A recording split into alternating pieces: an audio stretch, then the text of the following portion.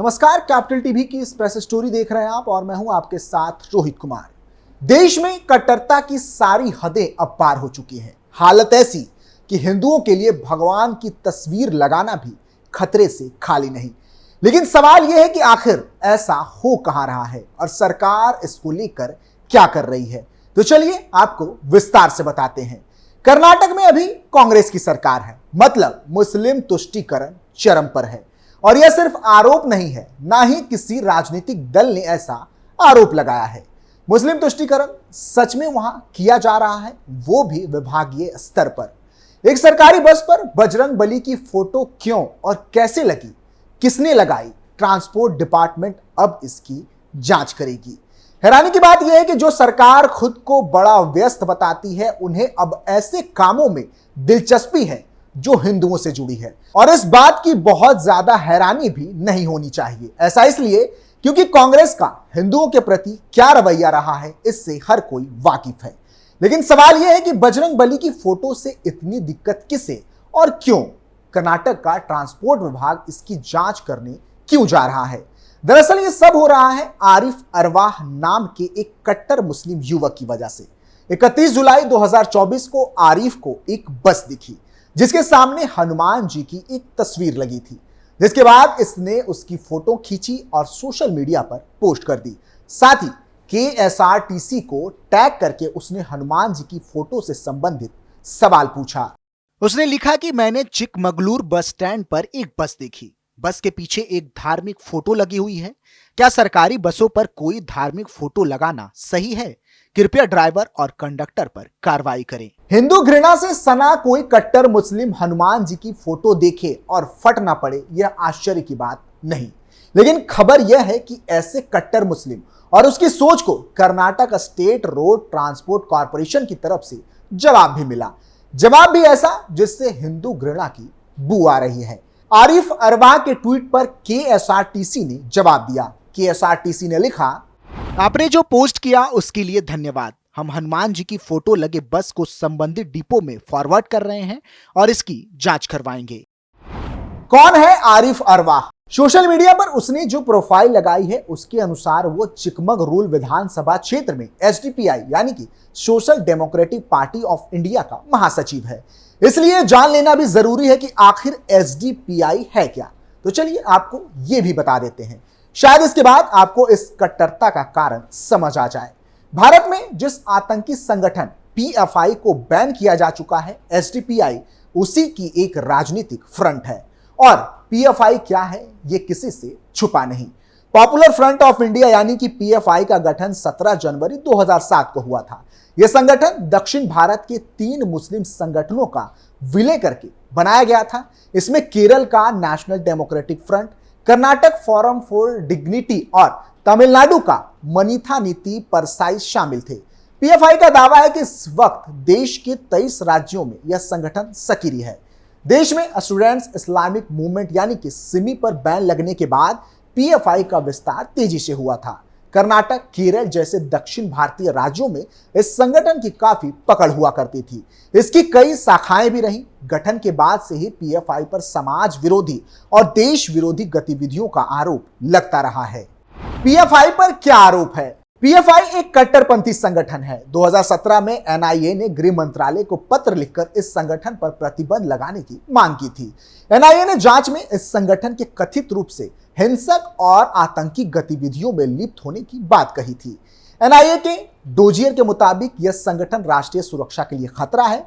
यह संगठन मुसलमानों पर धार्मिक कट्टरता थोपने और जबरन धर्मांतरण कराने का काम करता है। NIA ने PFI पर हथियार चलाने के लिए ट्रेनिंग कैंप चलाने का आरोप भी लगाया था। इतना ही नहीं, यह संगठन युवाओं को कट्टर बनाकर आतंकी गतिविधियों में शामिल होने के लिए भी उकसाता है। PM मोदी को बनाया था निशाना। ईडी ने पॉपुलर फ्रंट ऑफ इंडिया यानी कि PFI को लेकर एक और सनसनीखेज खुलासा किया था। अधिकारियों ने दावा किया था कि बिहार की राजधानी पटना में PFI ने प्रधानमंत्री नरेंद्र मोदी पर हमले की खतरनाक साजिश बनाई थी। इसके लिए संगठन ने पटना में ट्रेनिंग कैंप भी लगाया था और कई सदस्यों को ट्रेनिंग देने का काम किया था। इतना ही नहीं, वित्त पोषक के लिए कई विदेशी ताकतों से संपर्क भी किया था। PM मोदी के हर गतिविधियों पर नजर रखी जा रही थी। मीडिया रिपोर्ट्स के मुताबिक केवल पीएम मोदी पर ही नहीं बल्कि पीएफआई अन्य हमलों के लिए भी टेरर मॉड्यूल तैयार कर रहा था। क्या पीएफआई ने कभी चुनाव में हिस्सा लिया? पीएफआई खुद को सामाजिक संगठन कहता है। इस संगठन ने कभी चुनाव नहीं लड़ा, यहां तक कि इस संगठन के सदस्यों का रिकॉर्ड भी नहीं रखा जाता। इस वजह से किसी अपराध में इस संगठन का नाम नहीं आ पाता, तो कभी कानूनी एजेंसियों के लिए इस संगठन पर नकेल कसना भी मुश्किल हो जाता है। 21 जून 2019 को social democratic party of India यानी कि एसडीपीआई के नाम से एक राजनीतिक संगठन बना, जिसका जिक्र भी हम पहले कर रहे थे, और इसी संगठन को पीएफआई से जुड़ा बताया गया। कहा गया कि एसडीपीआई के लिए जमीन पर जो कार्यकर्ता काम करते थे वो पीएफआई से जुड़े लोग ही थे, और आरिफ अरवा भी इसी आतंकी संगठन का हिस्सा है। राजनीति में कितनी सफल रही एसडीपीआई? कर्नाटक के मुस्लिम बहुल इलाकों में ये एसडीपीआई सक्रिय रही। खास तौर पर दक्षिण तटीय कन्नड़ और उडुपी में इस पार्टी का प्रभाव देखा गया। इन इलाकों में इस संगठन ने स्थानीय निकाय चुनावों में सफलता भी हासिल की। 2013 तक एसडीपीआई ने कर्नाटक में कुछ स्थानीय निकाय के चुनाव लड़े। इनमें उसे करीब 21 सीटों पर जीत मिली। 2018 में उसे 121 स्थानीय निकाय की सीटों पर जीत मिली। 2021 में उसने उडुपी जिले के 3 स्थानीय निकायों पर कब्जा जमाया। 2013 के कर्नाटक विधानसभा चुनाव में पहली बार इस पार्टी ने अपने उम्मीदवार उतारे। कुल 23 सीटों पर पार्टी ने अपने उम्मीदवार उतारे। नरसिंहराज विधानसभा सीट पर एसडीपीआई उम्मीदवार दूसरे नंबर पर रहा। बाकी सभी उम्मीदवारों की जमानत जब्त की गई। 2018 के विधानसभा चुनाव में एसडीपीआई ने केवल 3 सीटों पर अपने उम्मीदवार उतारे। इस बार भी नरसिंहराज सीट को छोड़कर बाकी दोनों उम्मीदवारों की जमानत जब्त हो गई। 2014 के लोकसभा चुनाव में एसडीपीआई ने कर्नाटक, केरल, पश्चिम बंगाल, तमिलनाडु और मध्य प्रदेश की कुल 28 लोकसभा सीटों पर अपने उम्मीदवार उतारे। सभी सीटों पर इसके उम्मीदवारों की जमानत जब्त हो गई। 2019 के लोकसभा चुनाव में एसडीपीआई ने 14 लोकसभा सीटों पर अपने उम्मीदवार उतारे थे। सभी सीटों पर उसके उम्मीदवारों की एक बार फिर से जमानत जब्त हो गई। क्या पीएफआई और सिमी में कोई संबंध है? अक्सर पीएफआई को सिमी का ही बदला हुआ रूप कहा जाता है। दरअसल 1977 से देश में सक्रिय सिमी पर 2006 में प्रतिबंध लगा दिया गया था। सिमी पर प्रतिबंध लगने के चंद महीनों बाद ही पीएफआई अस्तित्व में आया। कहा जाता है कि इस संगठन की कार्यप्रणाली ठीक सिमी की जैसी है।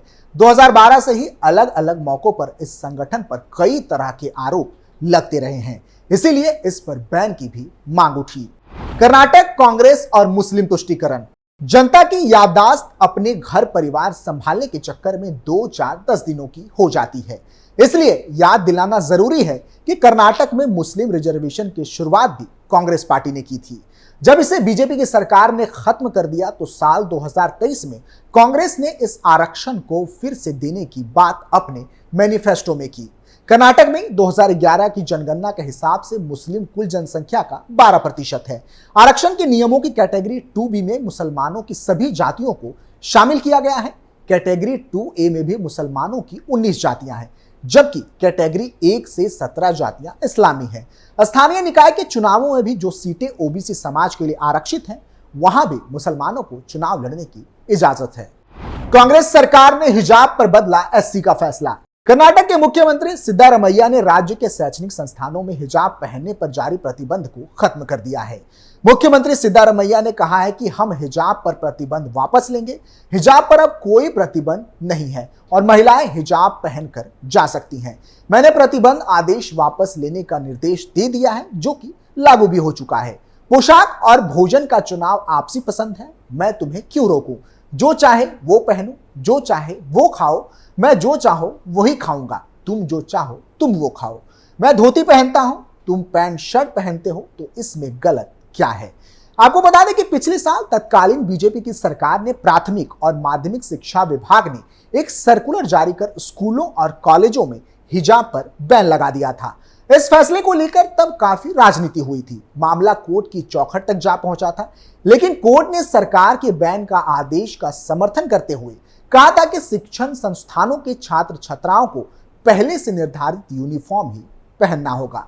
लेकिन कांग्रेस की सिद्धारमैया सरकार ने एससी का फैसला ही पलट दिया था, जो साफ तौर पर कांग्रेस के मुस्लिम परस्त राजनीति को उजागर करती है। फिलहाल के लिए इतना ही। आप देखते रहिए कैपिटल टीवी। नमस्कार।